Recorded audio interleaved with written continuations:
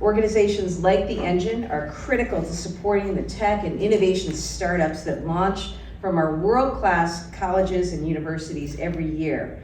The Engine invests in startups that are addressing the most significant challenges we face today in healthcare, climate, manufacturing, and they recognize that we need to take an intersectional approach if we really want to address these challenges.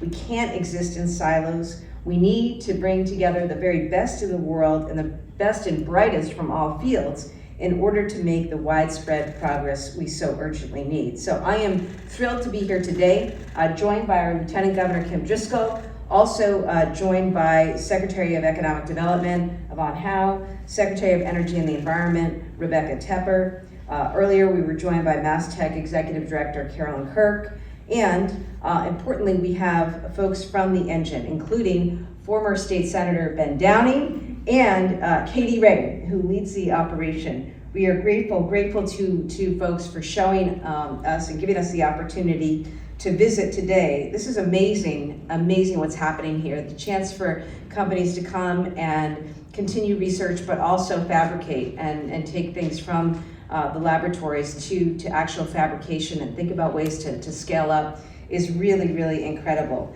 A few weeks ago, my administration filed an immediate needs bond bill that recognizes the importance of tech and innovation in Massachusetts.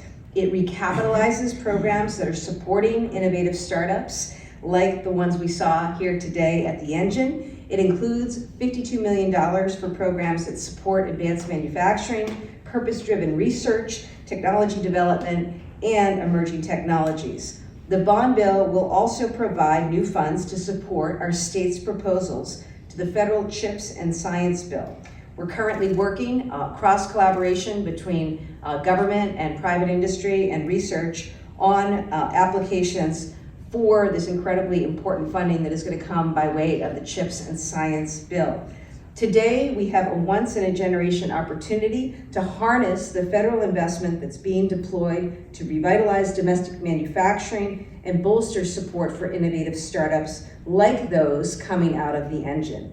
The CHIPS and Science Bill, signed by President Biden last August, is one of the major funding vehicles for us to achieve these goals, and Massachusetts is taking a leadership role to bring that funding to the state. Massachusetts has historically led when it comes to innovation. We are going to make sure we do everything to make sure that we are leading in this time. And so we are here today, delighted to visit, look forward to collaborating as an administration with the private sector, with our wonderful research institutions and universities.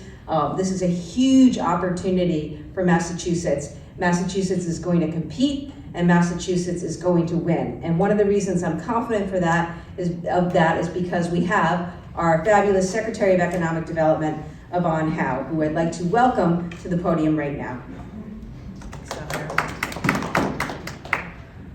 So this is very special for many reasons, but especially for me personally to be at the Engine. Many people probably know Katie Ray was our first angel investor at our little startup PillPack. And I remember talking to her when the Engine was just an idea. And then now walking around today and seeing what it's become and the reality of it, this reflects what makes Massachusetts so special. The fact that we have world-leading universities, the most amazing cutting-edge research aimed at the world's biggest problems, combined with the financial capital and venture folks, combined with amazing entrepreneurs. I mean, this shows what makes us so special. So as the governor said, we are at an interesting point in our history. So this is a once-in-a-generation opportunity where the federal government has just passed the CHIPS and Science Act. And what I wanted to double click on was the immediate proposal that we are now working on. The deadline is later this month, and this part of the CHIPS and Science Act is from the Department of Defense. It's called the Microelectric Commons, and I'm really excited about this particular proposal for two reasons. The first is, this is a place where we absolutely as a state have the right to win. So this part of the CHIPS Act, it's almost $2 billion from the Department of Defense, is really aimed at the most advanced technologies for national security, national defense. It's the brains behind everything that we're going to do around our country and also around manufacturing. that is where Massachusetts has our right to win. We've historically played here. So many things have been invented here. We have amazing global leaders like Analog Devices, which we visited a few weeks ago, and we have incredible startups that we met today, all working in these areas around quantum, around AI, around all of the leading technologies. So this is a place where we should be winning to build the brains for the future of our country. The second reason I'm really excited is because we are working together as a team across the whole state. So MassTech, which is one of our quasi-institutions that we work with, MassTech convened a group in 2021, so well before the act was even passed. And this is a group of a very wide cross-section of leading academic research universities with people like Lincoln Labs, with people like Analog Devices and many other big companies, with lots of startups. And this big coalition has worked together since 2021 to try to figure out where can we best play and how can we work together to go after these federal opportunities. So we've been working since then. We've been working since the proposal came out in the fall, and now we are close to done with our proposal. And this, I think this coalition will show not only the power of Massachusetts, but also the power of when we work together, what we can accomplish. So we're really excited about this proposal, and we also know what's at stake. So for Massachusetts, what's at stake is we want to not only protect our leadership in all these areas, we want to lengthen our lead. So what's at stake for us is not only more funds to drive research, but also jobs and workforce skills development programs and creating factories going from fab to lab. So we know there's a lot at stake for our state here.